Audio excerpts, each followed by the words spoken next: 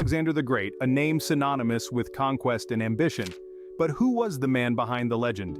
In this video, we'll journey through the life of Alexander from his beginnings in the ancient city of Pella, Macedonia, to his extraordinary military campaigns that redefined the boundaries of the known world.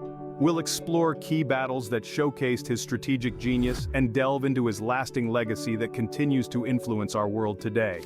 Join us as we uncover the story of how a young king from a small kingdom not only conquered vast territories but reshaped the map of the ancient world. Born under the watchful eyes of the ancient gods in 356 BCE in the bustling city of Pella, Macedonia, Alexander was the heir to King Philip II and Queen Olympias's ambitious lineage.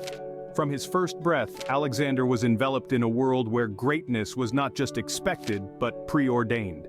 His father, King Philip II, a masterful warrior and tactician, began shaping Alexander's path from an early age. Under Philip's guidance, Alexander learned the art of war and governance, observing his father unite Macedonia through diplomatic brilliance and military prowess. King Philip's influence extended beyond the battlefield. He was instrumental in reorganizing the Macedonian army, introducing formations like the phalanx, which would later become pivotal in Alexander's conquests.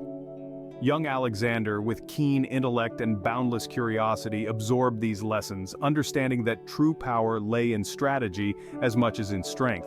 At the age of 13, the course of Alexander's education took a monumental turn as Aristotle, the era's most revered philosopher, became his tutor.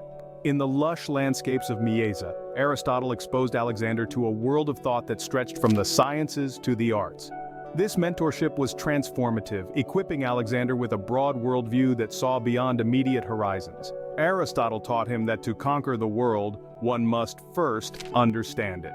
Through Aristotle's teachings, Alexander developed a respect for cultures and philosophies different from his own, which later influenced his approach to the diverse peoples he would conquer. The blend of his father's militaristic tutelage and Aristotle's philosophical insights crafted a leader who was as wise as he was bold. As we delve deeper into his journey to kingship, it becomes clear that these formative years were crucial in molding Alexander not just into a king but a legend poised to change the world. In 336 BCE, the winds of fate took a sharp turn for young Alexander. At the age of 20, he ascended to the throne after the sudden and dramatic assassination of his father, King Philip II. This pivotal moment was both a golden opportunity and a colossal challenge for Alexander. The Kingdom of Macedonia, though united under Philip's rule, was still a cauldron of brewing dissent and looming threats both from within and from neighboring lands. As Alexander took the reins of power, he faced immediate challenges that tested his mettle and resolve. One of the first and most pressing tasks was to secure the loyalty of the Macedonian army, a formidable force that revered his father and was pivotal in maintaining the stability and expansion of the kingdom. To win them over, Alexander demonstrated not only his strategic prowess but also his courage, leading from the front in critical battles that reinforced his position as a worthy leader. Moreover, Alexander had to quell several revolts that erupted in the wake of his father's death.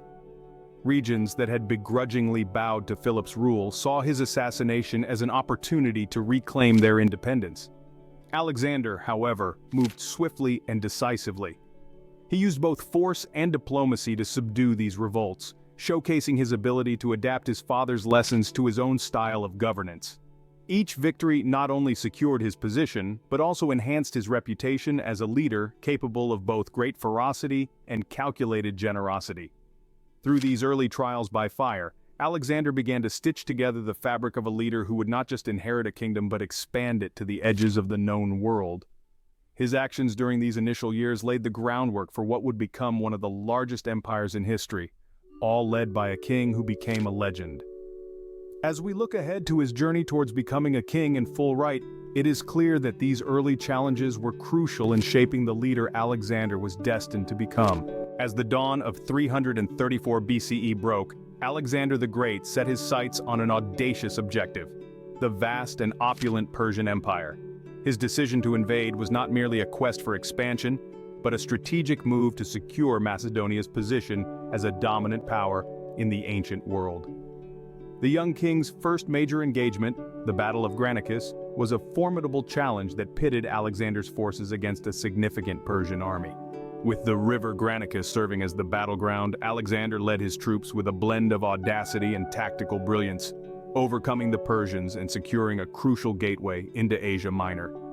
The momentum of this victory carried Alexander and his army forward to one of the most pivotal confrontations of his campaign, the Battle of Issus in 333 BCE.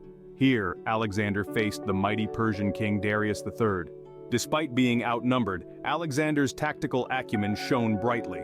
He exploited the terrain and the overconfidence of the Persian king, orchestrating a crushing defeat that not only demoralized the Persian forces, but also significantly boosted the morale of his own troops. This victory was more than a military triumph.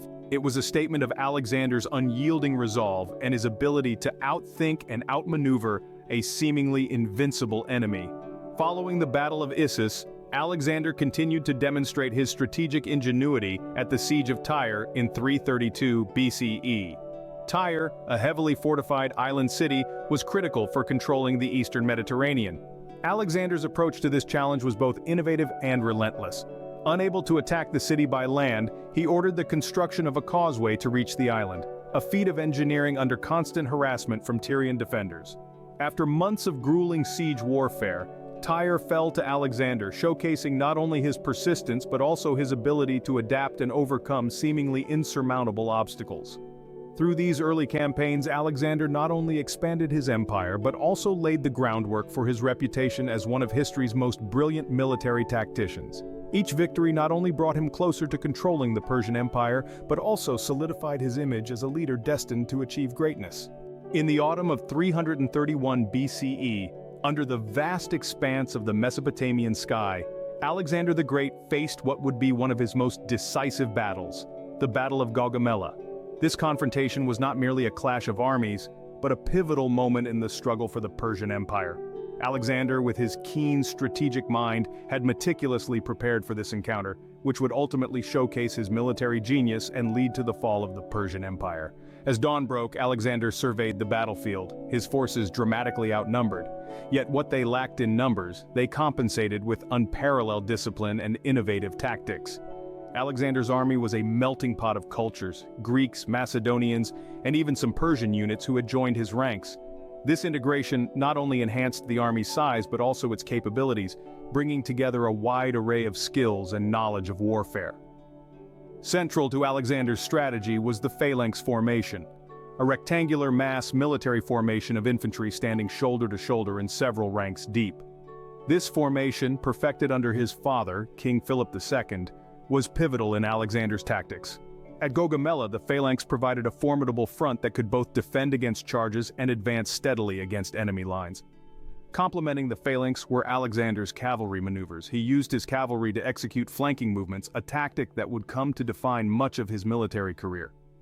At Gaugamela, Alexander personally led a cavalry charge that targeted a key point in the Persian lines, exploiting a gap that appeared when the Persian cavalry extended too far in their attempt to encircle his forces. This maneuver not only broke through the Persian defenses, but also allowed Alexander to push directly towards King Darius III, who, overwhelmed by the assault, fled the battlefield. This decisive moment not only signified the collapse of the Persian defense, but also marked the beginning of the end for Darius III's reign. Through the Battle of Gaugamela, Alexander not only secured a monumental victory, but also demonstrated his ability to adapt and integrate various military tactics and cultural strengths into his army. This battle was not just a testament to his tactical brilliance, but also to his vision of a new empire that embraced a multitude of cultures and peoples under his rule. Following his monumental victory at Gaugamela, Alexander the Great continued his relentless pursuit of expanding his empire, turning his gaze further east to the rugged terrains of Central Asia and the mysterious lands of India. His campaigns through Bactria and Sogdiana were marked not just by conquest but also by the challenges of quelling the fierce resistance from the local tribes. These regions, with their harsh landscapes and formidable inhabitants, tested the resolve and adaptability of his army. In Bactria, Alexander faced stiff resistance from the local warlords who were unyielding in their desire to maintain autonomy. The siege of the Sogdian Rock, a near impregnable fortress, was a highlight of this campaign. Alexander's tactic of scaling the cliffs by night with a select group of climbers demonstrated his willingness to blend direct combat with psychological warfare, ultimately leading to the surrender of the fortress without a major battle. The march into India introduced Alexander to new adversaries and new environments. In 326 BCE, he encountered King Porus at the Battle of the Hydaspes River, one of the most formidable opponents he had faced. The battle was fought under the heavy monsoon rains, making the terrain difficult for both armies. Alexander's strategy involved a clever feint to mislead Porus about the point of crossing the river. Once across, the Macedonian cavalry, led by Alexander himself, played a crucial role in flanking the forces of Porus, who fought valiantly atop his war elephant. This encounter was notable not only for its military ingenuity but also for the respect Alexander showed to Porus in defeat.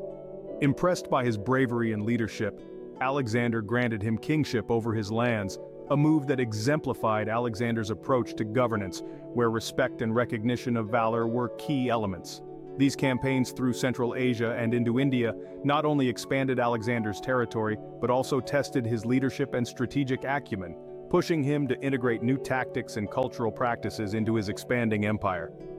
This phase of his conquests highlighted the complexity of Alexander's character, a warrior king who was both a fierce conqueror and a ruler who sought to understand and respect the cultures he brought under his sway. As Alexander the Great continued his unparalleled journey of conquest, his vision extended beyond mere territorial expansion. His profound legacy was also shaped by a deliberate and strategic cultural integration. In an ambitious effort to merge Greek and Persian cultures, Alexander founded several cities, most notably Alexandria in Egypt. These cities became melting pots of cultural and intellectual exchange, fostering advancements in art, science, and philosophy. This fusion, known as the Hellenistic culture, spread rapidly across the empire, influencing societies for centuries to come. Alexander's approach to governance was inclusive, often adopting elements of Persian dress and customs and encouraging marriages between his soldiers and local women. This not only helped in pacifying newly conquered regions but also in creating a blended culture that enriched his empire's social fabric. The impact of Hellenistic culture was profound, particularly in the realms of art and science. It encouraged the works of scholars like Archimedes and Eratosthenes, and artists who blended Greek techniques with local styles, creating diverse and rich expressions that resonated across continents.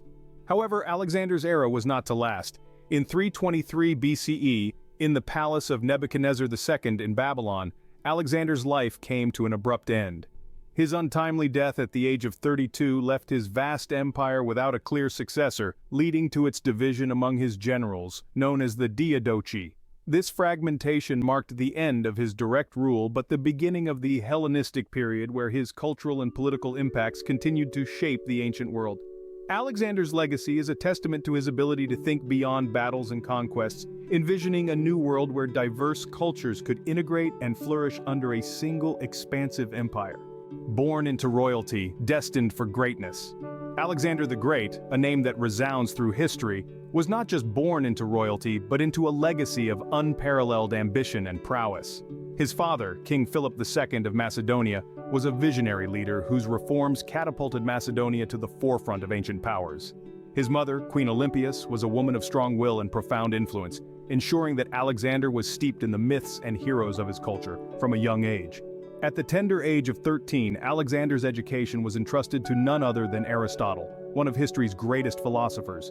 Under Aristotle's tutelage, Alexander was not only schooled in philosophy, but also in science, politics, and medicine, which honed his ability to think critically and strategically. This education underpinned his future successes, blending intellectual rigor with the martial prowess inherited from his lineage. With the finest education and a kingdom at his doorstep, Alexander was poised for greatness. In 336 BCE, a king falls and a legend rises. The sudden assassination of King Philip II sent shockwaves through the ancient world. At the tender age of 20, Alexander ascended the Macedonian throne, stepping into a role that was as fraught with danger as it was ripe with opportunity. The young king faced immediate and daunting challenges. Nobles throughout the kingdom saw his youth as a weakness and moved quickly to claim power for themselves. Revolts sprang up like wildfire, testing Alexander's resolve and his ability to command. Moreover, there were whispers and outright claims challenging his legitimacy, a precarious position for any new ruler.